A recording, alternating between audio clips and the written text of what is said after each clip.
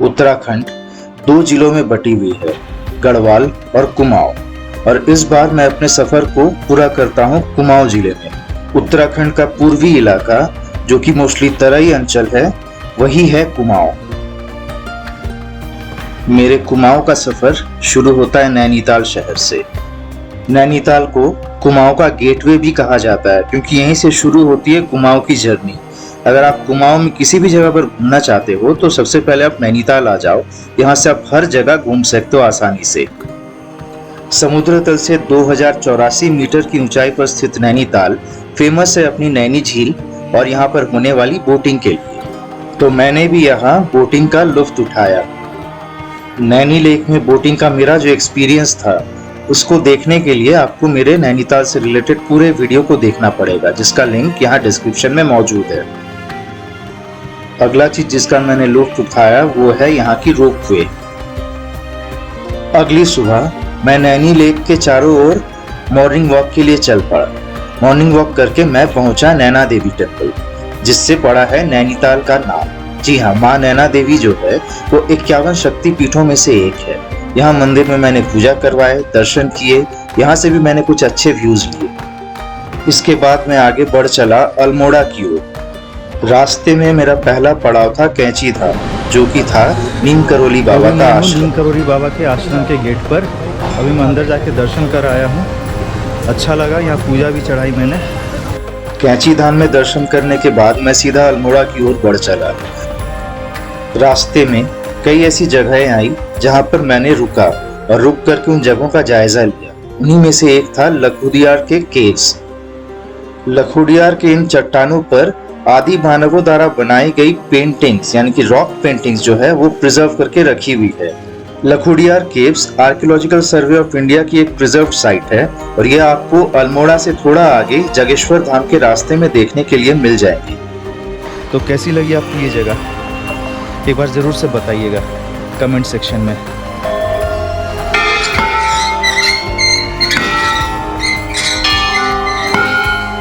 देख रहे कितनी घंटियाँ यहाँ पर, सब अपनी मन्नत मांग कर। इसके बाद मैं पहुंचा चितई गोलू देवता मंदिर। चितई गोलू देवता को न्याय के देवता के रूप में कुमाऊं में माना जाता है। दूर दूर से लोग अपनी मन्नतों को लेकर चितई गोलू देवता पहुंचते हैं। वहां पर सारे लोग अपनी मन्नतों को एक चिट्ठियों में लिखते हैं और घंटियों के साथ यहाँ बांध कर चले जाते हैं। ऐसी मान्यता है कि उनके यहाँ लिखा हुआ हर खत गोलू देवता जरूर पढ़ते हैं और उनकी उस मन्नत को पूरी भी वो करते हैं। मन्नत पूरी होने पर दोबारा यहाँ पर आना पड़ता है और उन घंटियों को खोल दिया जाता है। चाहे लंबे कोर्ट केसेस चले, प्रॉपर्टी के केसेस चले, चाहे शादी में आपकी अड़चने आ रही हो, हर प्रॉब्लम का सॉल्यूशन गोलू देवता के पास है। तो यहाँ पर अगर आप कुमाऊं आते हैं तो जरूर आइएगा। इसके बाद मैं पहुंचा जागेश्वर धाम। जागेश्वर धाम जो कि पुराने कैलाश मानसरोवर यात्रा वाले रास्ते पर स्थित है। ये 125 मंदिरों का समूह है जो कि भगवान शिव को समर्पित है और ऐसी मान्यता है कि यहाँ पर विश्व का सबसे पहला शिवलिंग मौजूद है। जी हाँ, जहाँ से शिवलिंग की पूजा शुरू हुई वो यही जागेश्वर धाम था। ये सारे मंदिर ऐसा कहा जाता है कि शायद 1200 से 1300 साल पुराने हैं और इन्हें कत्तूरी राजाओं ने, जो कि यहाँ के शासक हुआ करते थे, उन्होंने बनवाया था। देवदार के घने वृक्षों के बीच स्थित ये मंदिर समूह देखने लायक बनती है। अगली सुबह मैं अल्मोड़ा शहर को एक्सप्लोर करने निकल चलता हूँ और सबसे पहले मैं यहाँ पहुँचता हूँ ब्राइट एंड कॉर्नर, जिसे विवेकानंद कॉर्नर के नाम से भी जाना जाता है। स्वामी विवेकानंद अल्मोड़ा आए थे 1890 में। तब उन्होंने यहाँ पर काफी सारी एक्टिविटीज की। अल्मोड़ा बाजार में स्थित लोकेटेड है भीम सिंह मोहन सिंह रौतेला का ये दुकान, जहाँ पे सबसे ज्यादा फेमस है बाल मिठाई पूरे कुमाऊं में, मैं वहाँ भी आ पहुँचा। All over Uttarakhand. इसके बाद मैं आ पहुँचता हूँ कसार देवी मंदिर। कसार देवी मंदिर के बारे में कहा जाता है कि अर्थ के चारों ओर यानी हमारे पृथ्वी के चारों ओर जो वैन आइलैंड रेडिएशन बेल्ट है उसमें गैप्स पाई गई है और जिस कारण यहाँ पर अर्थ की जो कॉस्मिक एनर्जी है सबसे ज्यादा पाई जाती है। यही कारण था कि शायद यहाँ बड़े बड़े दिग्गज आते थे मेडिटेशन करने के लिए, जिनमें से स्वामी विवेकानंद भी एक थे। मैं यहाँ आया तो मुझे भी यहाँ पे एक अजीब सी शांति महसूस हुई। वो शांति जो आपको शायद कहीं ना मिले।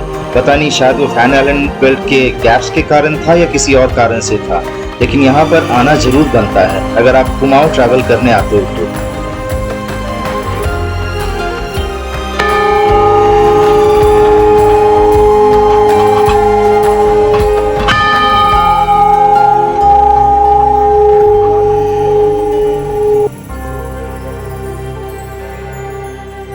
अल्मोड़ा से निकलकर मैं उस दिन जा पहुंचता हूं बैजनाथ धाम, जो कि भगवान शिव को समर्पित है। और यहाँ भी काफी सारे छोटे बड़े मंदिर समूह है जो कि सारे के सारे भगवान शिव को ही डेडिकेटेड है। ऐसा माना जाता है कि ये मंदिर रातों रात तैयार किए गए। पौराणिक कथाओं के अनुसार भगवान शिव और माता पार्वती एक रात के लिए यहाँ पर इस स्थान पर विराजमान हुए थे। उसी रात यहाँ के लोगों ने इस मंदिर को बना डाला। अगली सुबह जब भगवान शिव यहाँ से चले गए, वो सारे के सारे कारीगर जिन्होंने इस मंदिर को बनाया था वो भी पता नहीं कहाँ गए। एक ही रात में इस अद्भुत और सुंदर मंदिर को बनाने के पश्चात जितने भी कारीगर थे उनका भी कुछ पता नहीं चल पाया।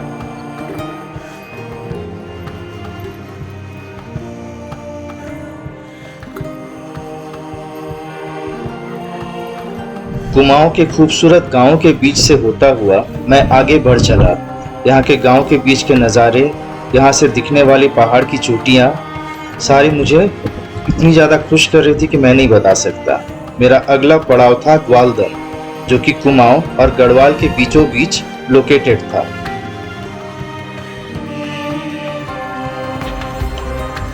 अगली सुबह जब मैंने अपनी आंखें खोली तो मेरे सामने कुछ ऐसा नज़ारा था। मेरे सामने हिमालय की ऊंची चोटियां जिन पे बर्फ पड़ी हुई थी बिल्कुल मेरे सामने नजर आ रही थी, और चारों ओर हरियाली। ये है ग्वालदम शहर क्या बोलूं, एक छोटा सा कस्बा है जो कि आर्मी का कैंटोनमेंट भी है।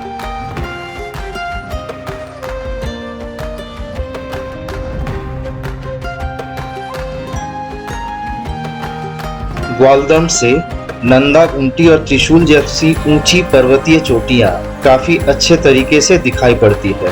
मैं कुछ देर यहाँ ठहर गया इन चोटियों को देखने के लिए।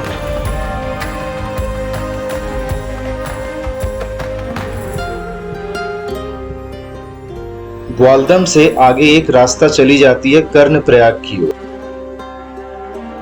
अब मैं कुमाऊं से गढ़वाल की ओर जा रहा था। कर्णप्रयाग पांचों प्रयागों में से एक प्रयाग है जो कि अलकनंदा नदी पर स्थित है। तो मैं अब कर्णप्रयाग की ओर जा रहा था ग्वालदम छोड़कर पीछे, यानी कि कुमाऊं पीछे छूट गया। अब मैं गढ़वाल में हूं और ये है रुद्रप्रयाग।